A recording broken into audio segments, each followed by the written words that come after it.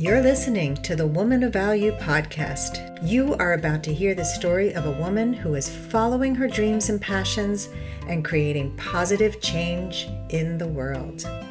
Stop beating down on the doors that won't open. Go into the doors that open, even if you're like, ugh, I didn't want to do improv, but okay, I'm good at it. Because that door will lead you to the next door and you'll get like a backspace to get into that room. I ended up getting into these rooms because of the things that were working out for me, not the things that I was trying, because I thought that's what's going to make me make it. From the Bronx to Minnesota to Brooklyn, from actor to playwright to improv comedy to commercial acting to podcasting to podcast producer, we have an amazing guest, Katharine Heller. Welcome to the show. Hello, everyone. How are you? I love your bio. You have a quite checkered, interesting past and path. So, Katharine, take us to that aha moment when you realized that you needed to make a change and claim your value. When I finally called myself an actor, I had been professionally acting for 10 years. I had a commercial agent. I had all the things. I had a manager. And I was on a podcast, and it was an actor's podcast. And I was like, oh, that's so weird being on an acting podcast because and they're like, just say the words. I was like, okay, I'm an actor. And I know it sounds weird to be, I don't like it when people say, just say what you want and you'll be great, you'll do it. But the second you start saying it out loud and owning your value, like you say, you become it. And I did, and I was, and it was the truth. It wasn't like I was saying, I'm an astronaut, like I was doing the thing. But saying it out loud was very scary to me because all my life it had been ingrained that actors don't make money or they're difficult, or they think about celebrities and famous people. You don't think about working artists. And that's something that I really needed to acknowledge, that I was a working artist, and I am. And so the second I started saying out loud, I'm an actor, on the podcast, The Actor's Grind, which I was a guest on, but still not able to say it, that changed so much in me and the way people saw me and the way people perceived me. A casting director I know listened to that episode and they were like, yeah, she's amazing. And I was like, oh, you know who I am? And it turns out they did, because I'm an actor. So I think saying it out loud, not being ashamed of who you are and what you are doing, is really important. I so agree with that. Mm-hmm. I think many of us don't own who we are, Mm-hmm. and we feel like a fraud, or we feel like we have all these limiting beliefs around it. So I love that you said, actors don't make money and actors are dramatic, crazy people and difficult Fact. to be with, right? Accurate. Yeah. So yes, it might be true for some, but it doesn't have to be true for you. Yeah, we're business people. Yeah. And you can make money. I was an artist, painting artist my whole life. And I remember when I became a coach and I was going to coach artists, and I thought, well, you don't coach artists because they don't have any money. And, and so one of the coaches on a call said to me, well, why don't you find the coaches, the artists who do make money? And so it's true that some artists are starving and some artists are quite successful. And also, may I say that you're more than just a coach and an art. Like, you've done a lot of amazing things. Writer, producer. You have a very long career, so I really admire that. And yeah, thank you. And I think that's why we connected, because you get it. It is part business, and it is a lot of navigating the money part, but also the creative part, which is cool. Yeah, and I think when you own, thank you for that, but when you own who you are, mm-hmm. you walk into a room differently. You mm-hmm. hold yourself differently. So what doors have opened up for you since you owned the actor role? It's so funny because on that same episode, I should probably listen to it again. It was 7 years ago, I think. I said, stop beating, they said, what's a big advice to new actors? And I came up with this thing. And I said, stop beating down on the doors that won't open. Go into the doors that open, even if you're like, ugh, I didn't want to do improv, but okay, I'm good at it. Because that door will lead you to the next door and you'll get like a backspace to get into that room. I ended up getting into these rooms because of the things that were working out for me, not the things that I was trying, because I thought that's what's going to make me make it. I've not been on Broadway yet, but I'll tell you what, I'm now Broadway adjacent due to many doors that I walked in because I did do a thing and was accepted. And I mean, granted, you can say no to things. I think that as an artist or any person in the world, especially women, you can always say no to an opportunity that doesn't feel right. But if it does, there's nothing wrong with saying yes. You can always leave. So, I forget the exact question, but as far as opening doors, go in through the back door if that's what's working out for you, because it's still a door. So it's a door, and it's also, you said something important, which is that it's also a door that you want to go through. Yeah. And a lot of women and men say yes to opportunities that don't align with who they are. Absolutely.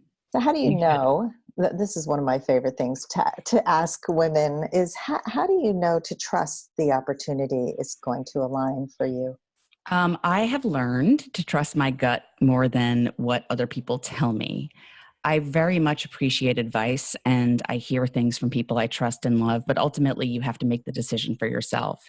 If it doesn't feel right, even if it's the right choice, and I talk about this on one of my podcasts, my advice podcast, we talked about a breakup, and a friend wanted another friend to break up with this person. And I was like, I was that person who was told by my friends to break up with this person, but unless you feel it, it's not real.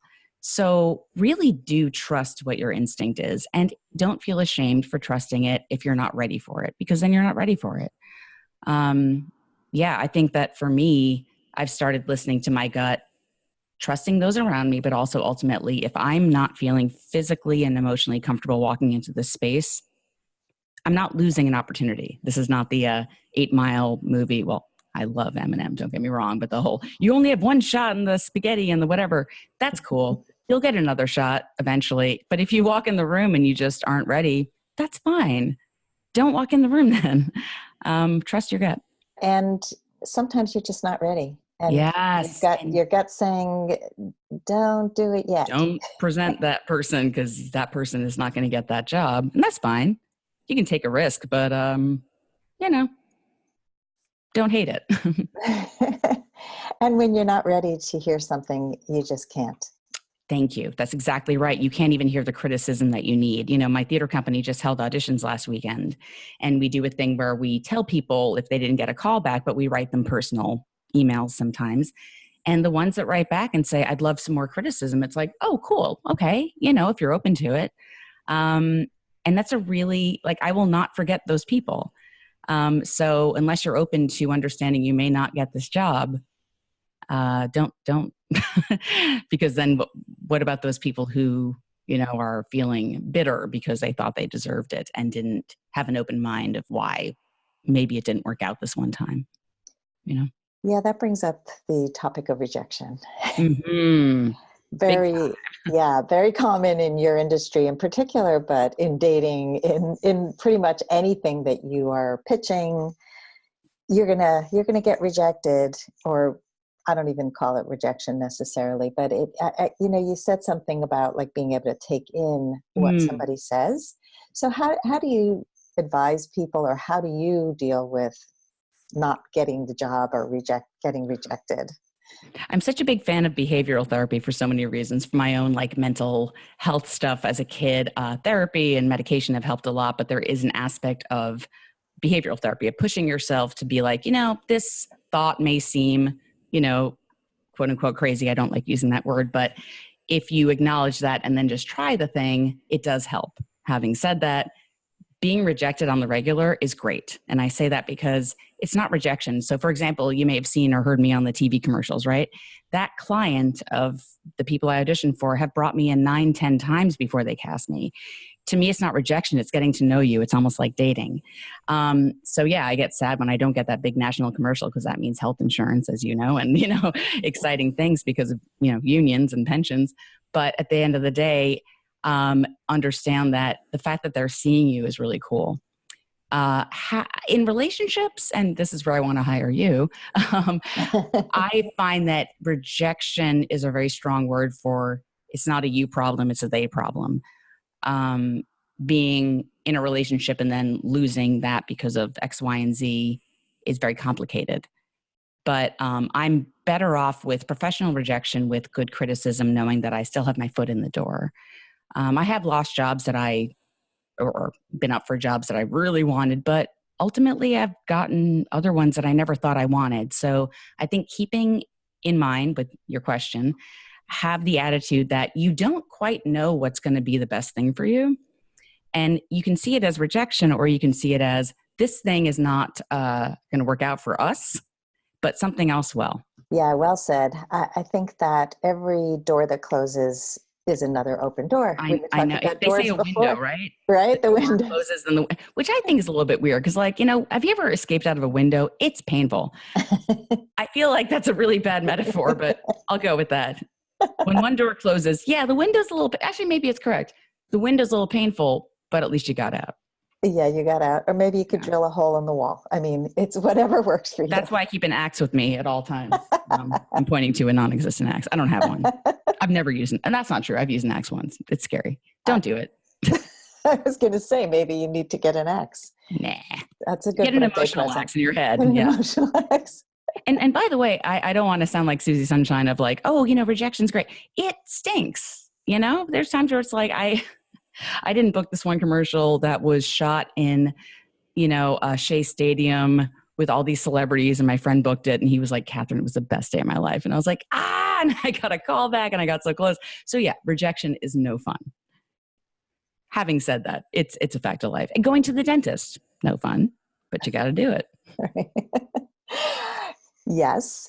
And speaking in improv terms. Right. I see rejection as, yes, it's painful, but it gets less painful if you have a better way of looking at it. Mm-hmm. And so that behavioral therapy or coaching or whatever you want to call it, it really helps you to process and not be slayed by it. And I think that, if you let it define you and let other people decide your value, because we are talking about value here, mm-hmm. It's really important not to let that happen. And I became a speaker, a public speaker, after I became a coach. And this was the most foreign thing in the world to me. I never was comfortable on a stage. I was petrified to talk in front of people. So much in my head and not other focused. And when I had a message to share, I realized that my why was more important than my fear. And I worked really, really hard to overcome it. And I kind of did everything backwards. So I got this opportunity to do a TEDx talk before I ever had been on a stage. Which is amazing, by the way. Right. It was amazing. But I said yes to it because I knew it would grow me. I was petrified, but I knew it would grow me. And then I started winning speech contests. But then I started losing speech contests. And I'm like, wait, what happened? And again, the rejection hurt, but it was important for me. And I now understand better, like, this is a great learning opportunity. It also helps me to be a better mentor to other speakers. And last night was a speech contest at Toastmasters. And so I was on the other side. I didn't present this year. But it's fascinating to watch because you can also learn from seeing why people don't win, instead of just feeling like, well, this isn't fair, That's why I love watching auditions, because it reminds me of how I present myself. And, I just celebrated a birthday, another year around the sun. I'm in my 40s, and I will say till this day, being yourself is the hardest thing to do. I love acting because I can be someone else, but being in, presenting as you, they say public speaking is people's worst fear. It doesn't mean it gets easier. Yeah. But then you challenge yourself more. And I still, till this day, do not like public speaking. I enjoy it when it's done. I don't look forward to it. And when I teach classes, which I do, I get nervous. But if I'm given a script and like, here's your thing, I'm like, great. I don't have to be me. But being yourself, it's not, it gets easier, quote unquote, but it's okay that it's still terrifying. I mean, that's what I tell myself, at least, because it's how I feel. Even you telling that story, I was like, oh no, you had to speak at a thing. I avoid weddings where they're like, can you do a speech? I'm like, no, I just want to be there for you. I don't like going to a thing where I know I have to present, because it's scary. It's a responsibility. It's a lot. I'm glad that you said that, because I think a lot of people would think, oh, you're an actor. You would be so comfortable giving a speech. Oh, no. Give me a character. We're good. Me being me. I It's totally hard. get that. I get Mm-hmm. that. And I think when I became comfortable talking to people that are, new people, I remember when I was about 18 and I spent my gap year in Israel, and we went to a kibbutz, like a, farm, and met some really hot guys. And so we were all sitting together in this like shelter, Of and course you I were. had laryngitis, and That's sexy. it was sexy, but it was also like I was a character. Mm. Felt so comfortable because it wasn't me. And it's that I remember that in my head, like that gave me permission to just be Yes. myself, right? Oh my God. I just had a visceral memory of when I had laryngitis after a wedding, and I was in the car with some friends and they asked me about my life, and I finally told them some deep stuff because I sounded like this, like a wise old lady. And that's incredible. Yeah. So what happened that summer? Did you? No, nothing happened. It But they was all like liked you, one night right? in the You were shelter. holding court and they were like, ooh, and you were like, am I attractive to people? That's a realization I still have. Right?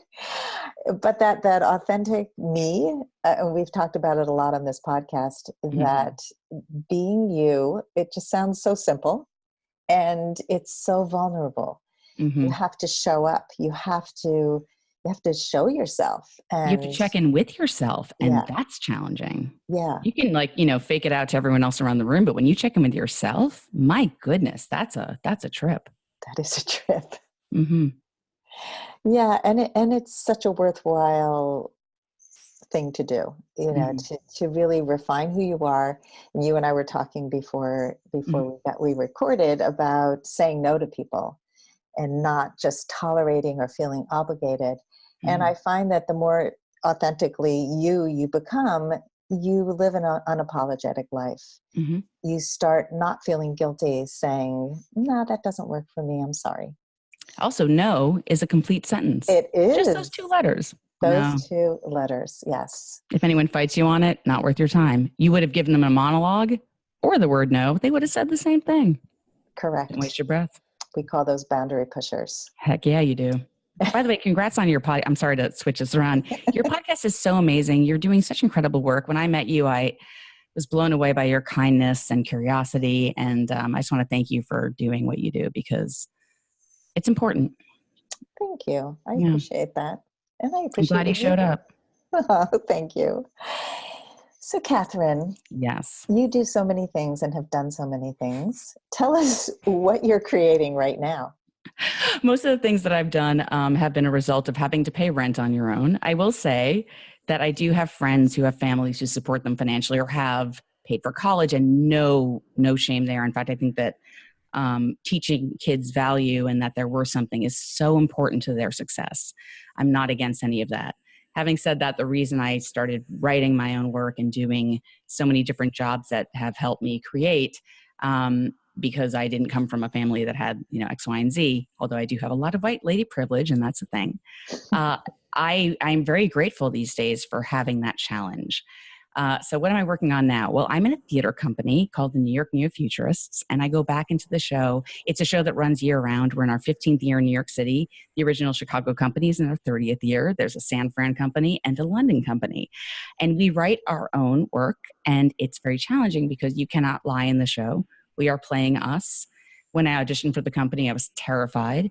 You can't make a character. You are Katharine presenting, doing a monologue, writing plays with people. You write, direct, and perform. A lot of our company aren't even performers by history. It's writers who have to still get on stage and say the words, but the words carry themselves. So right now I am in a deep dive to write a lot of new plays for the company that I'm pitching next week.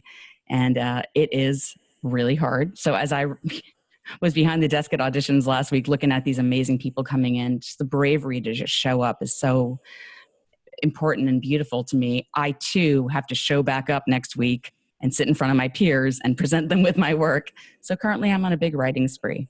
I'm always auditioning and I'm doing podcasting. The Struggle Bus is my advice show. We just have a new episode that came out. And Tell the Bartender, which is a storytelling podcast I've not released in a few months because I've been a little busy doing other things to make money because New York's expensive. So I'm writing a ton. I'm recording a ton, but I'm also doing other work, and I produce podcasts as well. So I deal with some amazing clients and edit and work with my company, my podcast production company. I have amazing employees, and I'm building that business as well. But other than that, I'm just like hanging out and chilling, just like, laying on the couch and eating some popcorn. No. So I don't think you need to be overextended to be successful, but unfortunately, a lot of people overextend themselves because of survival. But I'm very grateful for that because I learn a lot about myself. Yeah, I mean, certainly you are resilient and productive and I'd like creative. a vacation. I'm not going to lie. If you want to PayPal me, I could use like a couple days off, but we're good. We'll put a GoFundMe link at the bottom of the show notes. Fund Katharine's vacation. She's honestly way too busy. Being on the recipient end of that last year when I went through a tough time, friends actually got together and raised money for me to help me out during we can talk about this on air. It's fine. I had a really weird life shift with a breakup, but then I was attacked on the street and, I'm fine now, but it really does floor you. And you're like, oh, I had to live off of my savings for 2 months. And now I am, it does affect you. Yeah. And my friends, and I love my friends, but I'm always the helper. I hate being the helpee. But I understand that they were like, Katharine, you need help. And they raised a little money for me. And I was like, I hate this. I'll take it because I like to pay rent. But yeah, going back to the point, GoFundMe. Sure, I'll start one today for my vacation. So a woman of value graciously receives. She doesn't just give. Thank you for saying that. Thank you. I feel better now about my choices. You know what? Send me all their money. That's right. All your money. Don't even keep any for yourself. Not at all. Can't take it with you. I will though. I'll take it. Katharine will take your money for you. Is that the name of the episode? Katharine will take your money. And your love and guidance. Right? Only the parts that you like, the other parts you throw away. Isn't that a mantra? It's keep what you want and leave the rest or something? Yeah, something like that. Yeah. Well, feedback, right? I mean, it's people give feedback. And so let's talk about that for a minute, but then I have another question for you. I like looking at your face when you're like, people give feedback. Pause. People. People give unsolicited feedback. Sure. People give solicited feedback. So, you're in a profession where people give a lot of feedback, or they give you no feedback and you have no idea why it didn't work. Do you have any advice for people about how to give and receive feedback? Yes. Always ask for it if you want it, because as a person who has been asked for feedback, I'm like, oh, I didn't even think about giving it to you because, part of me is like, I want to, respect your space. So always ask for it. Follow up with people. As far as unsolicited feedback, woof. You and I grew up before the internet, correct? Well, I came into performing in one of the first web series in the entire world. And also we featured clips on YouTube when it first started back in the day. And let me tell you, I only read the comment section once in my life. And that was when I was in my early 20s. And I was like, why would someone say that? I specifically do not add comment sections to any of my podcasts. I don't read the comment section only because that's where humanity goes to die. I have read it for the sake of like a funny show opening or a writing exercise, because sometimes it's like, really? And this is pre-Russian bots and all these things. But the truth is, if the person doesn't know you and they're not ready for an actual conversation, then you're not going to benefit. You're not getting the feedback.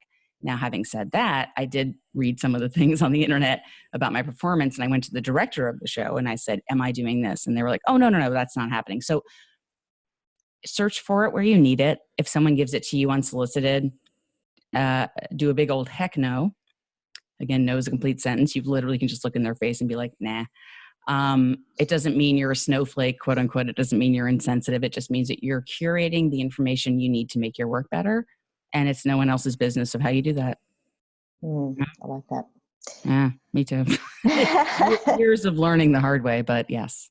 Yeah. And I think a lot of people think it's helpful to just vomit out the feedback. Nope. And unless you've checked in with somebody, you are pushing your feedback on someone that and they never asked for it. I remember years ago when I first started coaching and I did my first workshop and I was petrified. And talk about like overdoing. I think I charged $25 a person, which I thought was highway robbery. So I felt so guilty because I felt like a fraud. I wasn't how dare you. experienced enough. Charge money for your time and studio space. I know. And then I also provided a table of food. Like I'd like. Of course you did. Right. So this was the old me, and my mom called me right before the workshop, and she said, "Don't be nervous." And that's a tall order. Yeah, it's also it's not honoring what I was really going through. Mm-hmm. And so I learned to start speaking up for myself and saying, "I really appreciate that you want to help. Can I tell you what would work better?" And for my mom, and I said, "You know what? I really would appreciate it if you just said, Sandy, I believe in you. You got this." It's kind of like when someone's sick and I say, "Feel better." I've started not saying that, but you want to. I get the instinct, but it's like, you can't tell someone not to be nervous or not. Yeah. Yeah. It's like I said, being nervous is actually part of the thing. Like it's like public speaking. I am going to be nervous every time I get up there. Always. But it's telling somebody to stop feeling something is not as helpful as saying, like, turn that nervousness into excitement. I know you've got this. I believe in you. We're really bad at supporting people.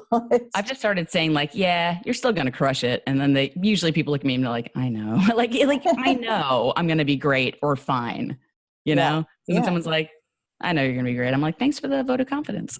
Yeah. So what do you like to hear when you're getting up for an audition or something? Okay. The only thing I have as an actor, superstitions, is break a leg, not good luck. I don't know why. All I know is the results I see. Yes, I have an anxiety disorder. Give me one thing. Say break a leg, don't say good luck. I get very mad when people in my life I've told this to, and I don't tell it to many people. But when you say that, I'm like, don't. Even fellow actors, I'm like, why'd you say that? Because I feel that's the only thing. I like people who listen. I have to say, the best thing I heard last year after my crappy things, somebody said to me, and I love this person very much, but I was being very honest about being depressed and talking about, like, don't worry, I'm not suicidal. I'm feeling really down right now. Rightfully so. And they said, I'm worried about you. And I was like, why? I'm being honest. I'm not pretending that everything is okay. And I told my friend the story, and she said, Katharine, I'm going to say something. It's going to sound weird, but I've seen you go through all this. I was there the day of finding out about the cheating. I was there the day you got attacked on the street. I was there, and I've never said I'm worried about you. She goes, if anything, I am not worried about you because you're showing up, you're being honest, and you're going through it. And that was surprisingly the most kindest thing I heard last year was, I'm not worried about you. I really like that. Yeah, I like that too. But as far as performing or getting up there, I just like hearing hey, you're going to be great, or you're doing great, you know? Yeah, when somebody believes in you, they believe in your greatness. I think the worried piece, I actually wrote about this because that also was a mom thing. No. And for sure, I get that, yeah. Well, I'll tell you, I kind of dissected it as to why it bothered me so much. And I realized that it then took the focus off of me and made it about that person. Yes. Oh, I'll tell you something after this, but it turns out, I'll say it fine. The person who said that to me, it turns out a couple days later, they called me. It turns out they were going through something similar and didn't want to tell me about it, which I was like, that's fine. You can. Right. Okay. Anyway, zip. Yeah. That's deflection. It's like, I'm worried about you, but really I'm worried about me. I see a psychologist every week, and I check in with a psychiatrist because I used to be on medications, and I, occasionally take things for, flights, normally Xanax. But I check in with doctors is the point, because I don't like doing that, much like going to the dentist, but you got to check in. And during my rough year, I was like, to all of them, I was like, am I depressed? Should I be on more medication? Like, what is it? And each of them said, Katharine, we've known you for, X amount of years. And honestly, you're reacting to a thing that happened to you in a very healthy way. And unlike 10 years ago, you're not deflecting. you're just saying, yeah, I'm really sad. And unfortunately, a lot of the peak of my depression happened during a time when there was a lot of public suicides happening. And I understand that people get nervous and they're like, reach out to friends. But my goodness, I have very, very strong feelings about be very careful when you talk about suicide. Personally, I've had 0 suicidal ideations in my life, but it runs in my family and I know people very close to me. It's a hot topic for me. So when people saw the news and then use that to be like, are you okay? And it's like, I'm allowed to be sad. And I just want people to know that things are complex. And if friends are being honest with you, that's not the worst thing. In fact, it's good. If someone's like, I'm sad today, you know. I so agree with you. I think we have such a problem with expressing emotion, especially anything that's negative. Mm-hmm. And I don't believe it's a negative emotion. I think it's part of the full spectrum of it being human. And if you only have permission to say, everything's great, which is the way most people express themselves. It's for someone else's comfort, not yours. Yeah. Mm-hmm. I mean, a good friend is going to be honest with you. Mm-hmm. A good friend should have permission to be fully expressed. And in any good relationship, you want to be able to say, I'm really sad right now. I'm really upset. I need to talk to you about this. And to have the other person put their ego aside and be present and listen. Yeah. I learned that, I'm still going through this, when you have a friend who has cancer or anything, and that person all of a sudden disappears off the map, right? I was talking to my therapist years ago, and a really good friend of mine, I was like, but I want to talk to her, and she won't return my phone call. She's like, Katharine, you're making her cancer about you. She may be tired or sick, but there's many ways to reach out to someone that doesn't involve their work. So for example, I don't like checking in with people these days by saying, how are you? If someone's sick, instead I just send a heart emoji. Thank goodness for text, am I right? Or just say like, hey, thinking of you, and they can respond. Or my, case in point, my therapist at the time was like, why don't you just send a funny letter? And I didn't hear back from this person I'm still amazing friends with for months and months. And she's like, those letters you sent me were really helpful, but she didn't feel like she had to respond to me or write thank you cards or anything, because, when you have cancer, apparently it's exhausting. And friends who make it about them, or how are you feeling today? That's putting a lot on that person who's just trying to heal, and it's not about you. It doesn't mean they don't want your friendship all of a sudden. Yeah, it's a really good point. I had a very close friend who had called me with terrible news that she had stage 4 lung cancer. Oh. Not having been a smoker, she suddenly got diagnosed, and she had a very not short uncommon time. Yeah. And she was very clear with me about what she wanted from me. She said, I'm not up for a visit. I don't want to talk on the phone. I will let you know when I'm ready. And I gave her so much space, and it was the hardest thing in the world for me. Right. But I know what it's like to be on the other end. And I had a sick child, my firstborn, and people said and did things that were insensitive, and I don't blame them. They didn't know what to say or do. But it teaches you how to how to be with sickness, how to be empathetic. Yeah. She never actually gave me permission to come until her husband called me when she was they had given up all hope. And they said, he said, she's in the hospital. She can't kick you out. She was pissed, but I think I'd be too. I'd be like, I just want to die in peace and not look like crap in front of my friends. Yeah. So I didn't stay that long, but it was an awkward visit. And at the end, her family thanked me for not imposing myself. They said there were other people who kept coming over thinking they were helping. And then they asked me to deliver her eulogy. And it was like, this was right after the TED Talk. And I was just like, oh my God, I have to give a eulogy for one of my best friends in front of hundreds of people. And I have to represent her friends. It was such a tall order, but it was also humbling. And well, it sounds like you were a really good friend to her through all the, oh gosh, I'm going to start crying. Yeah. And at the end of it all, that's a friend. That's a good friend, I am currently going through a thing with a friend who's sick, and it just pains me that she's kind of done the cutoff moment for a second because she needs to heal. And I have to remind myself literally every day, even today, I was like, should I call her? And it's like, no, she knows I'm around. Yeah. Every few days I check in and just send a funny GIF or something, but I think letting somebody know. There was a woman who was one of my coaches who developed some terrible cancer. Mm. And she asked people to send cards. She said, Mm. can you send Yeah. cards and handwritten letters? And so people were doing it throughout. And, you know, And it it's, gives the person the agency. Like, I know it sounds weird to like coach your friends, but I get it. They don't know. And there's times where I've told friends like, oh, this thing happened to me, but I don't want to talk about it. And they're like, but I want to talk about it with you. And I'm like, I don't. But gives them the agency of like, at least they know. And, you know, there's times where you got to remind people. I'm yeah, someone who's been reminded. And I think that's a yes, really nice gift. I do too.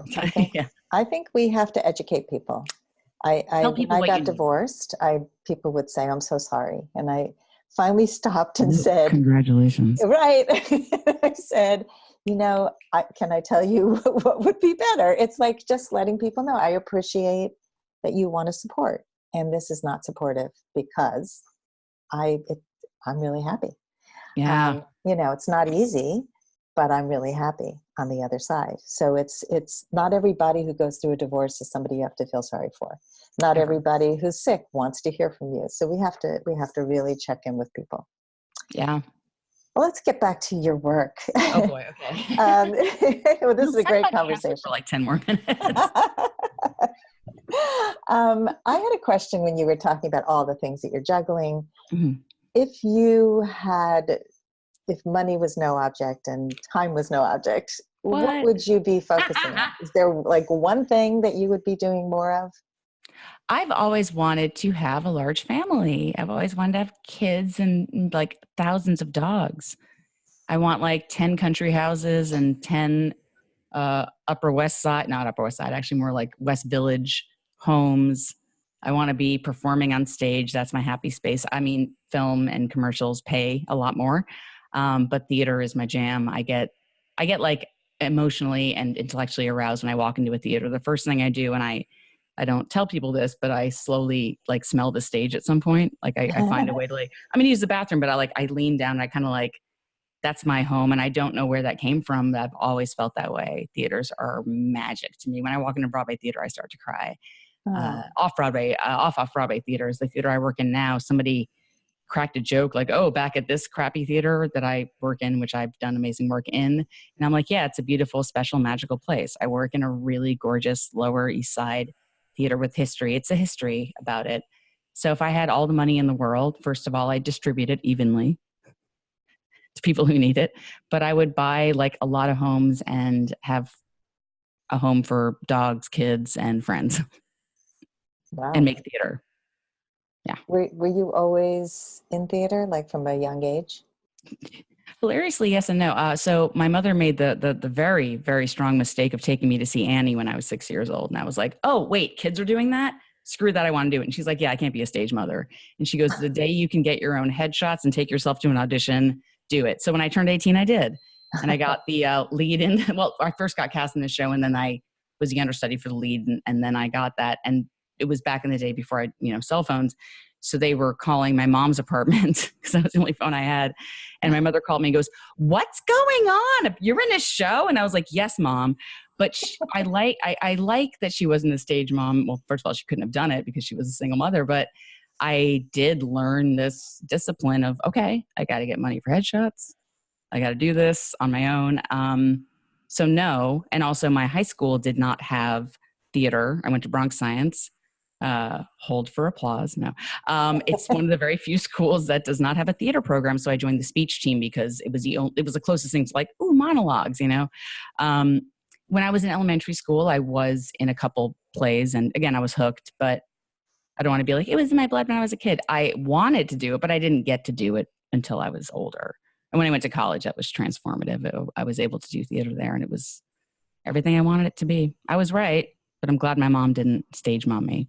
Or am I? I don't know. Would have had more opportunities? Who's to say? But I couldn't imagine her being able to take me on things. As someone now who's an actor who auditions with kids and their parental figures, it's a lot of work. It's a lot of work on their part. So, Yeah. Yeah. Yeah. So it was in your blood since you were 6. I just enjoyed that. I also want to be a veterinarian. And part of me is like, should I try doing that? I'm sure I'd love that too. But yeah, seeing kids on stage, I got mad. I was like, wait, this is not just an adult thing. How come they get to do it and I don't? So we're going to get you thousands of dogs, and Thank you. you'll be the veterinarian actress, Mm-hmm. mother of many children. Yeah, I just want to like have a lot of cool things around me.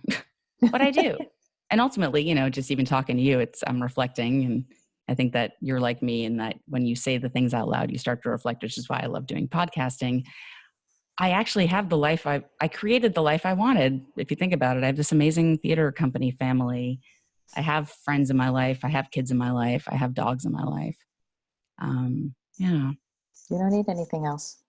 I mean, money is nice. So I was going back to to my say, GoFundMe. yeah, I was going to say, we're not canceling the GoFundMe. What about you? If there's one thing for you right now, zero money concerns.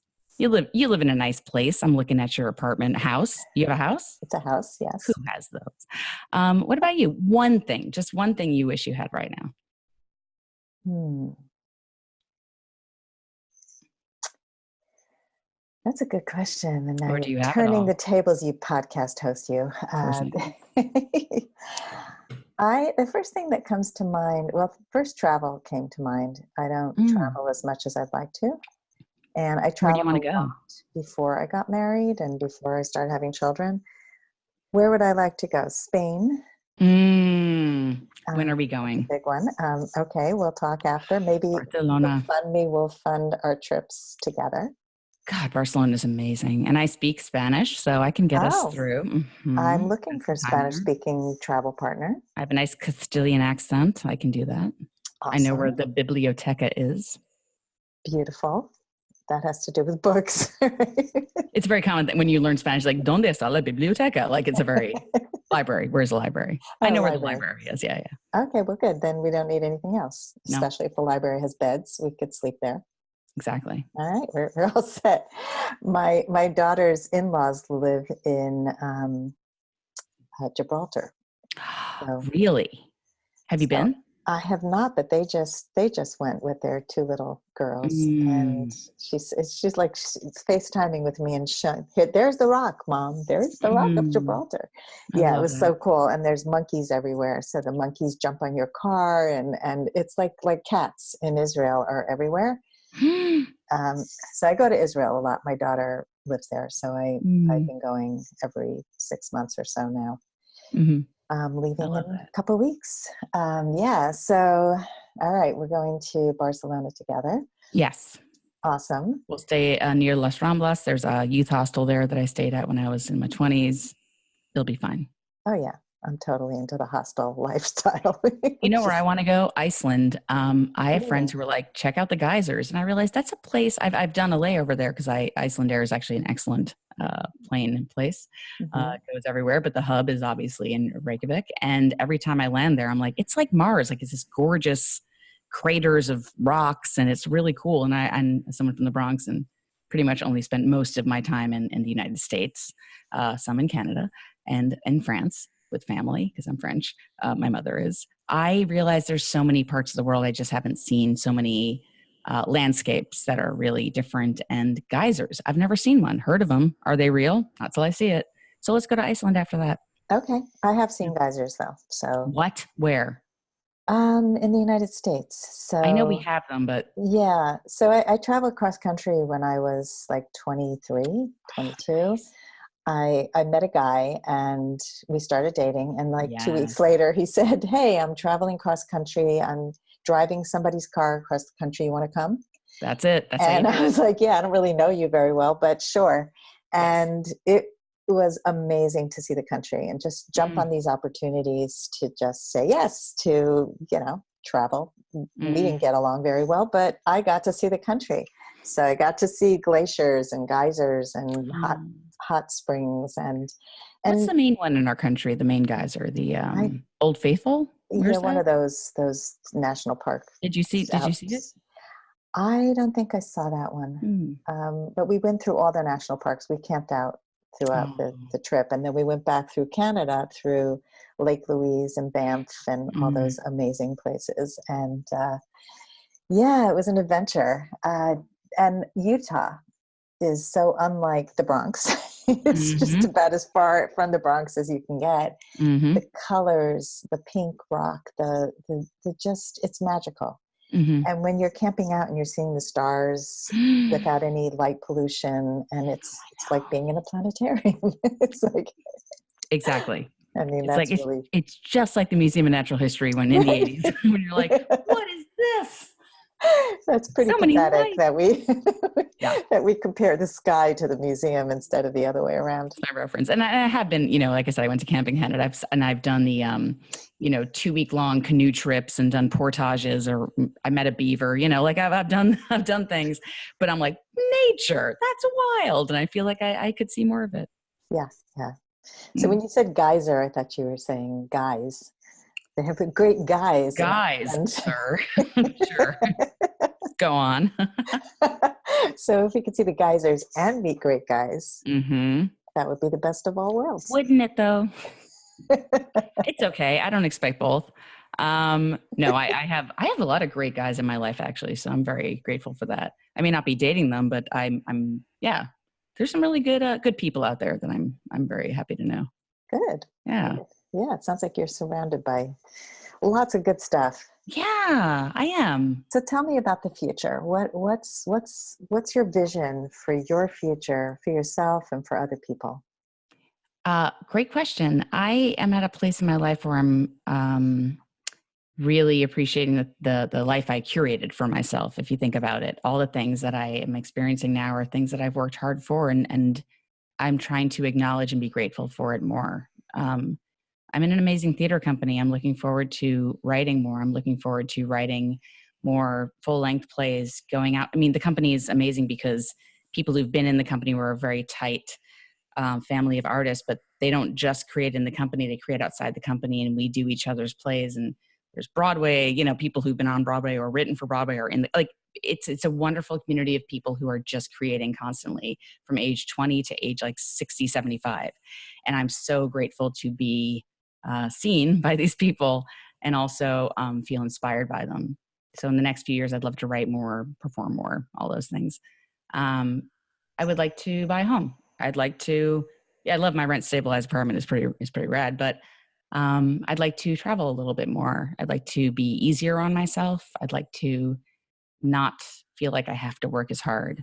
I want to build my podcast production business to the point where I am a major job creator and just crushing it and employing a ton of amazing people, and then still able to take vacations and volunteer and pay for volunteer work. I currently work part-time at a company that's amazing, and they pay for volunteer work that you choose to do on your own. And it's such a wonderful company culture. I want to expand that all over the world. I want to help people and inspire, and also fight climate change, because that's a thing I'm very passionate about as well. Wow. Yeah, so like nothing big, just like little things. like groceries in the afternoon, and that's about it. And just, changing the world, whatever. I just want to be surrounded by the people that inspire me and continue to inspire, and make a big old love surrounding feeling. Love circle? I don't know. Not like Woodstock though. That got sketchy. I like the love circle. No, I have this vision of like radiating energy out into the world. Yes.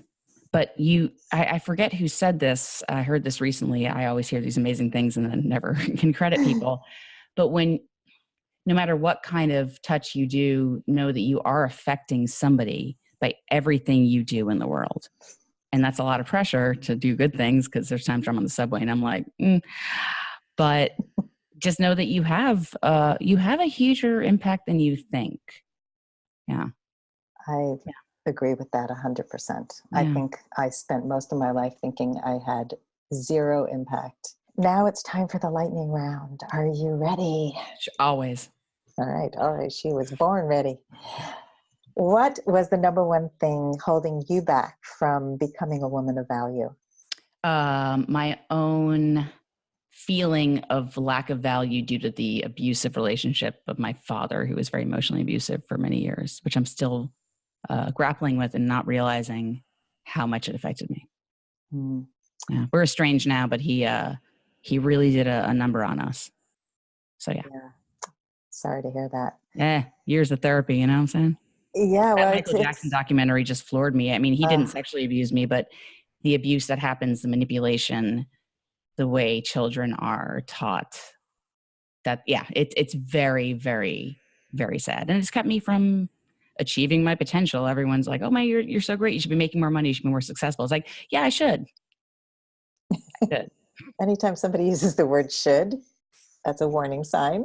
Oh, that's what I should be doing. Oh, great. Thank you Thanks. so much for telling me that. I had no idea. Wow. Good Yeah. advice. So I'm still navigating that. Yeah. Yeah, it's in my career as a dating coach, I always go back to the family blueprint. That is where we start. Blueprint is such a great word for it. Exactly. Yes. Yeah. How we get it downloaded and we start connecting the dots. Oh, that's why I keep attracting emotionally abusive people. Oh, that's why I attract people who can't love me back. Yeah. Or, oh, somebody says they love me. Nailed it. Like, okay. Yeah. Well, that's a longer conversation, but but anyway, that's the one major thing that's always held me back is and feeling you're working like on I it. didn't deserve it. Yeah, which is good. And that's something I've noticed throughout this conversation, that even when you were talking about the depression, you were working on it. You weren't just wallowing and stuck, permanently stuck and feeling like a victim. You actually sought help and you went out and did that, which is commendable. Thank you. Therapy is hard and expensive. Yes. It's something that is not fun. It's not like this amazing experience. I mean, yes, but thank you. It's a lot of work, but thank you. I want to just be the best person I can be while I'm on this world, on this planet. Sure. Yes. On this planet, in this planet, whatever you want to be. I'm a geyser. I'm just like, she's shooting out of the planet. That's the goal, is you're going to be in this world and shooting out. Yes. All right. Another question for you. Go on. What is something that you failed at that taught you an important life lesson? Oh, acting. 1,000% performing everything. I thought I was really great when I was younger. And then I started auditioning and I was like, oh, I'm not that good at this. And I loved hearing the feedback. But again, positive feedback that I searched out. And I was like, why am I not doing this well? And they're like, oh, here's why. Thanks for asking. And, that's anything you do, just if you're not doing well at it, ask why. Yeah. And I was not a good actor. refine. Well, so, some people, you have to take a step back and say, is this really what I should be doing? If I keep hearing the same thing over and nothing's changing. Yeah. Film acting is still an enigma to me. I'm getting better at it. I still take classes. Everyone's like, but you've been on commercials. I'm like, yeah, I take classes. I still watch myself. Like theater acting, I know I can do. I can project, all that fun stuff. But film acting is a totally different animal. That's humbling. It still is. Yeah. But learning and growing and being willing to take the classes. That's what separates you from people who just say, those people are so mean that they gave me that negative feedback. It's not negative. If they take the time to give you feedback, it's a gift. It's a gift, it is. Especially if it's done kindly. Yes. What is the best advice that you can give a woman who has given up her value in the past and she wants to step into becoming a woman of value? Wow. Okay. Yes. I've thought about this. You're not alone. I too feel that way every day. And no is a complete sentence. I think acknowledging that that's an okay thing to feel gives people the agency to acknowledge, it's not just me. Yeah, we're taught, there comes my New York accent, we're taught from a very young age to not be valued. So the fact that you feel that way is not your fault. And it's work. And I see you and I hear you and I'm here for you. I love that. Yeah, it's real. Yeah, I mean, we're not alone. I think when we feel separate and alone is the scariest and most lonely. I can't think of another word right now. No, and I really love these women who come out and are like super strong and all these things, but acknowledge that there's nothing wrong with you for feeling that way. If anything, you're picking up what the world's throwing down. Yeah. So, and I think when you hear somebody's struggles and you know that it didn't just come because they were lucky. A lot of women talk about luck It's Mm. actually a diminishing thing to say. Women who are celebrities who get up and accept awards and they say, I'm so lucky to get this. And it's like, No, you no, earn damn it, that. you earned it, right? You worked hard. And to appreciate that, that it came with struggle, it came with hard work. No matter I would, how famous you are, it's still work. You can be forgotten in a second. oh, and you are. And I always say, it was taught to me that, you deserve it is a nice word, but you earned it is stronger. So I always say that to someone when someone's accomplished thing, I'm like, you earned this. I'm just laughing because I did a FedEx commercial. I guess I can say brand names, whatever, it's fine. Last year, and I did a little bit of improv at the end. And one of the things I kept is I said to the person before I closed the door on them, before being like, "Oh, here's your new office," I went, "Hey, congratulations, you earned it." But that's something that I mean genuinely. But I said it as like jokingly in the character at the time, and they kept it. And I laugh every time I think about that they kept that. But it sounded condescending. But the truth is, I always say that to people. You earned it. I like that. Yeah. Yeah, it just reminds me of when people say, I'm so proud of you. Mm. That's also not a great thing to say. Yeah, I It's, know. And I still say it. I still say yeah, it sometimes because it's true, but I qualify it, be like, but not like in that way. Like I really am proud of, yeah. yeah, it's almost like you should be so proud of yourself. Mm. I have watched you blossom. I have watched you grow. I Mm-hmm. am celebrating you. There's so many Mm. ways to say That's true. that. And I feel that way every time I complete a coaching, you know, whatever, not a session, but like when people are done. And I have watched them grow into these amazing women Mm-hmm. who now can run with it. They Yeah. know how to have these tough conversations. They know how to set boundaries. They know how to make great connections, and they love themselves more. And it's just like watching and remembering that first phone call where some of them come to me crying and feeling Mm. broken, and then seeing like, I'm confident, I can do Mm. this. It's Yeah. the And best. saying I'm proud of you, I get that it can feel so condescending, but I think that it's the way you deliver it. Like if you just look them in the eye and you're like, I'm so proud of you.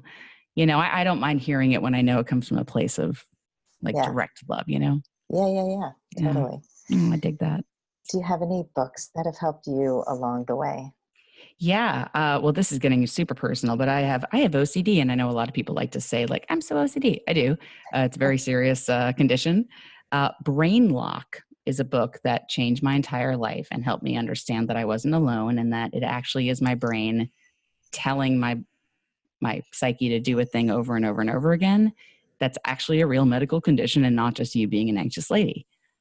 So any book that has anything to do with mental illness or anxiety or anything you're feeling that helps qualify from a medical standpoint, not that you should need that, that did help me a lot. Brain Lock changed my life. And I can't believe I'm saying that.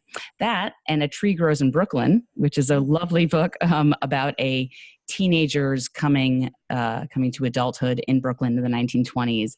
I love this book. I've read it over and over and over again. So as far as fiction, about a strong woman who grew up in a household of strong women in a time when women just were not encouraged to be strong has really changed me. Yeah. So A Tree Oh. Grows in Brooklyn and Brain Lock. That's an interesting combination. Isn't it? I can't believe yeah, I thought about this as well. I'm like, sure, I'll say it. So I don't usually talk about this, but my Go on. father, you're talking about mental illness and normalizing the conversation is really important. And my father comes from a family of mental illness, and he had a sister who had a lobotomy. I mean, this is a long Mm. time ago. And Well, yeah. so there's bipolar, there's depression. And so I grew up in a home with a depressed father who was bipolar too. And when my parents got divorced, he became dependent on electric shock therapy. Mm-hmm. And my brother and I took turns taking him. And because at one point he was an outpatient. And I actually was very humbled by the experience. And I wrote about it. I took my computer one day to the hospital, and we're waiting in the waiting room. And it's like a drive-in. You drive in depressed, you drive out undepressed. You just like, and so I just started recording everything he was Call that saying. McDonald's. McDonald's of depression, yes, of electric shock treatments. I mean, sometimes when you go through big trauma, you kind of, you have to develop a sense of humor to be able to deal with it. And listening to the families and how much love people had for their loved one who was in the waiting room with us. And just hearing my father's very self-centered conversation, but also kind of very simple. A lot about how much people loved him and honored him and how important that was to him. And I just recorded the whole conversation, just word for word, without any judgment, without any of my own feelings about it. And what I noticed was it gave me much more compassion for him, because a lot of the time I was upset. Like, it's upset. Yeah. Having a parent go through a thing like that, and even if it's not their fault or they're sick, it's upsetting. Yeah, it's upsetting. And it was hard. It was hard having a father that I felt I had to take care of for a lot of my life. And so, it's been a lot of work and processing all this stuff. And so, yeah, I totally understand mental illness of our family variety. And we also have a lot of anxiety in our family. So, and a lot of people experience that. Even if you don't have a quote unquote diagnosis, it's okay to feel anxious. It's the world. Yeah.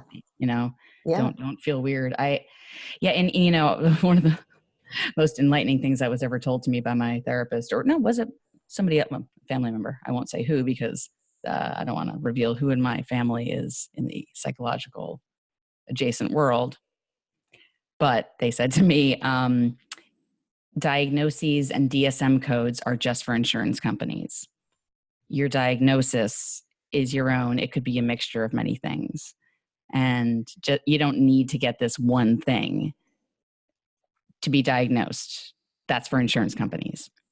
And people can have a mishmash of a lot of things. And it's okay. And seasonal affective disorder is a thing. And random onset anxiety or depression because of a tragic event or a trauma is a thing. You don't need to have a chemical imbalance. It's very layered, and it's not one thing or the next. So I talk about mental illness all the time because I'm fascinated by the brain and the ways in which the brain protects itself. And I have mental illness on both sides of my family, so it's like whoopsie-doodle. Here we are.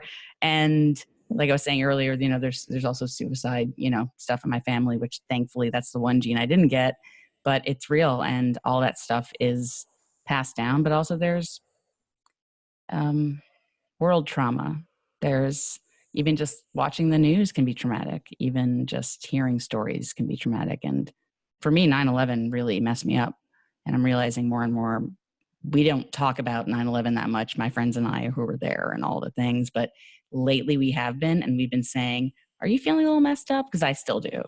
And things like that. So any event in your life can cause a thing. And it's okay to be anxious or sad. Yeah. And I think people feel they have to have a diagnosis and have to have it. And you don't. It's okay to feel that way. Is there anything you would like to tell our listeners about how to be with people who have any kind of mental illness? Oh my goodness. Just listen and know that it's not the way it's projected on TV or used to be. I think now people are doing a better job of it. Just know we can be funny and, not want to talk about a thing, or we're not. Yeah. The way it's shown in the media years and years ago is this wild person in the therapist's office and the therapist hugs them. I'm talking about Good Will Hunting. Listen, therapist shouldn't hug you. That's a thing that shouldn't happen. It's so, it still makes me so angry when they show therapy in movies. And I'm like, I know everyone in Hollywood's been to a therapist. Why are you showing this totally incorrect thing? So yeah, if you meet someone who talks about mental illness, know that the fact that they're telling you, that's a huge hurdle. So just listen, ask questions if you want, but just be open to the fact that, and also this is very important. Whenever there's a mass shooting and they talk about mental illness and guns, and I totally think that's very important to talk about, but people who suffer or survive or whatever you want to call it live with mental illness like myself are more likely to be harmed than be the harmer.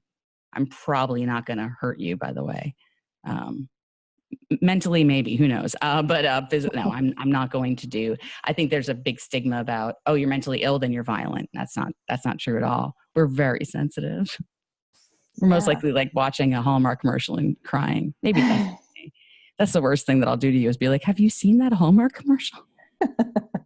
I think that I just want people to, I think that would be the number one thing I want people to know is, hey, we're just like you. Yeah. So just be less judgmental, more open, better listeners. And we're all going through something. Yes. I think that's good advice for everybody about anybody. Yes. Everyone's going through something. Tomorrow could be a really bad day for you. And I'd be like, oof, I'm grateful. Who's to say? And I think we have to pay attention to the traumas, the little T traumas that don't feel like big, and they do make an impact. And I see a lot of women are encouraged to talk about their feelings and cry. Men are not. And I see a lot of that in my male friends who are like, oh, I don't need to see a therapist. I'm fine. And then they do something terrible to a female friend of mine. And I'm like, no, you've had traumas in your life too. You need to address it. And put it that way, like, it's not a matter of not being strong enough or being like, I can handle it. It's that think about the things that you will do to other people that you don't realize can hurt them. How about that? If you can't do it for you, do it for them. Get some therapy. Yeah.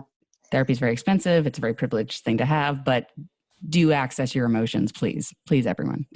Everyone, yes. Mm-hmm. And I like what you said about thinking about other people, because it's easier to think about other people than it is to think about ourselves. I love this piece of advice I got from my co-host of Struggle Bus, Sally Tamarkin, who's brilliant.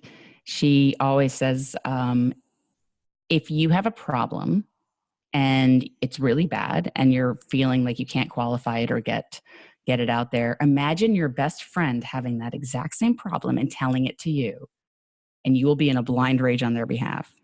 Be that best friend on your behalf. Mm-hmm. Think about that. It's not, again, I already spoke about the Michael Jackson documentary, but it wasn't until these men had young boys that they started thinking, well, I couldn't save myself, but if that happened to my kid, I'm now furious. And they were able to be furious on their behalf because they saw it through the lens of someone else. So understand that if you're going through something really, really bad, please be kind to yourself. Think about if your best friend tells you the same thing. Do some role play. I've done it. I talk to myself all the time. It helps. Yeah. And we're so good at the negative self-talk. The inner critic comes in and we listen to those voices to bring in the kind, compassionate parent that we never had. And, that voice, right? Victory spin in my chair. Yeah. We listen to that voice. Yes. Listen to the other voice. Talk to yourself. Talk to yourself kindly. Mm-hmm. Yeah, we're so good at, oh my God, I'm not enough. I can't do that. No, that's terrible. No. Oh, I'm not pretty. Oh my God, that guy once said that I had big thighs. So my thighs are thunderous. And, it's just got to stop. Katharine. Yeah. The last question. All right. How would you like to be remembered? Wow. Oh my God. Sandy, that is a doozy. I've thought about this as well. I would like people to know that I've spent a lot of my life explaining why I'm flawed and that it's okay to be flawed. And that's why I've been a little bit of an oversharer, because I think it's very empowering to be like, I'm not perfect. And as such, if I've hurt anyone or unintentionally or whatever, it's always unintentional, that, I'm so sorry if I've ever been a bad friend or not a good enough, whatever. But it's okay it was not intentional and I'm a flawed person. And by that, I mean, we all have things that we're taught that we just try to work on. That's that weird. So I tried. How about that? I tried. Yeah. But I really think it's important to recognize that everyone's got some feelings about things and the world's hard. And I think that the more people talk about it and try not to be like, I'm this idol, I'm a hero, I'm perfect, just be like me and you'll be fine. I don't like that advice giving. I prefer just honesty about things that, we struggle with. Yeah. So permission to be a full self with, warts and all. Yeah. a colleague and friend of mine passed away, unfortunately, from cancer years ago. And she used to end all of her emails with "be excellent to each other." And I think about that every day. I like At the least, we can just try to be excellent to each other. Whatever your version of excellent is, just attempt to be excellent to each other. That's a great thing to strive for. And everyone can do it. I mean, yeah, what a good world that would be. Yeah. So Katharine, thank you so much for being on my show today. What a great conversation. We went to all places. I had no doubt that this would be an amazing conversation, which is why I took meticulous care to be like, I had to reschedule, but here I really thank you for this opportunity, and you're really doing amazing stuff. So thank you for that. You are excellent to other people, and I think that you do have an impact on the world in a good way. You are a joy geyser. A joy geyser. I love that. Yeah, why not? Thank you. From one joy geyser to another. Tell our listeners how they can find you. Yeah, sure. If you have nice things to say, great. If you don't, I don't want to hear it. Unless you have like constructive criticism, you can go on to KatharineHeller.com, KatharineHeller.com, Twitter at SPKHeller, special K, was my nickname in college, cereal, not the drug. And Facebook or whatever. I'm big on the Twitters and the Instagram. Same thing with Insta, SPK Heller. Get into it. Get into the struggle bus and Tell the Bartender podcast. And don't judge me for not releasing an episode for Tell the Bartender for another month or so because it's been busy. And nobody notices. Nobody notices. Yes. Thank you, Katharine. Thank you, Sandy. If you would like to step more fully into your value, grab a free copy of The Ultimate Guide to Becoming a Woman of Value on my website, thewomanofvalue.com. Just click the link at the top of the homepage. And if you haven't already done so, be sure to click the subscribe button in your listening app. And if there's something in this episode that inspired you, please share it with others, because the more we share these inspirational stories, the more women of value we will have in this world. I'll see you next time.